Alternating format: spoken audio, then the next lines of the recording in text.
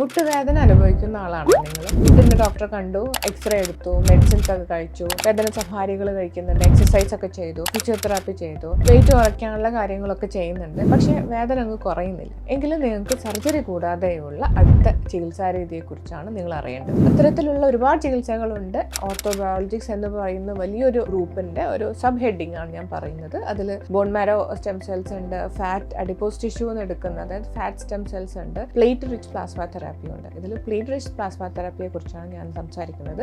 മറ്റുള്ളത് compare ചെയ്യുമ്പോൾ കുറച്ചുകൂടി ചീപ്പറാണ്, കൂടുതൽ എഫക്റ്റീവ് ആണ്, സേഫ് ആണ്. അതായത് നമ്മുടെ രോഗിയുടെ തന്നെ ബ്ലഡ് എടുത്തിട്ട് അത് ഒരു സെൻട്രിഫ്യൂഗ് മെഷീനിൽ വെച്ചിട്ട് നമ്മൾ സെൻട്രിഫ്യൂഗ് ചെയ്തതിന് ശേഷം അതായത് ബ്ലഡിൻ്റെ സെൽസിൻ്റെ കുറേ കമ്പണൻസ് ഉണ്ട്. അതിൽ പ്ലേറ്റ്ലെറ്റ് മാത്രം റിച്ച് ആയിട്ടുള്ള പ്ലാസ്മ എടുത്തിട്ട് അത് മുട്ടിൻ്റെ ഉള്ളിലേക്ക് അൾട്രാസൗണ്ട് സഹായത്തോടു കൂടി ഇഞ്ചെക്ട് ചെയ്യും. അപ്പോൾ ഇതിൽ സംഭവിക്കുന്നത് എന്താ വെച്ച് കഴിഞ്ഞാൽ നമ്മൾ ഓസ്റ്റിയോ ആർത്രൈറ്റിസിന് ഒരുപാട് സ്റ്റേജസ് ഉണ്ട്. ഓസ്റ്റിയോ 1 to 4 വരെയുണ്ട്.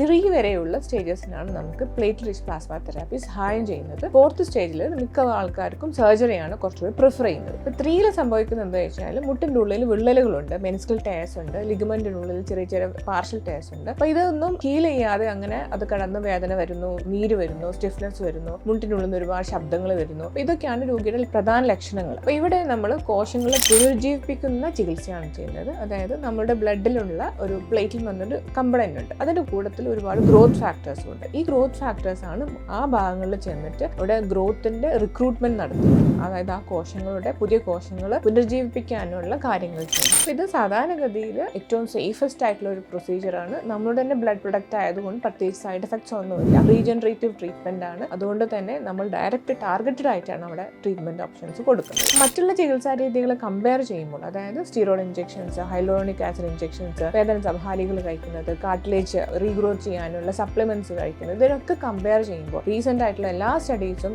ഈ പ്ലേറ്റ് റിച്ച് പ്ലാസ്മ തെറാപ്പിയെ സപ്പോർട്ട് ചെയ്യുന്നുണ്ട്. ലെവൽ 1 എവിഡൻസ് ആണ്. അപ്പോൾ എത്രയും പെട്ടെന്ന് നിങ്ങളുടെ പെയിൻ സ്പെഷ്യലിസ്റ്റിനെ കണ്ടിട്ട് ഇത്തരത്തിലുള്ള ചികിത്സാ രീതിയെക്കുറിച്ച് അറിയുകയും അത് എടുക്കുകയും ചെയ്യും.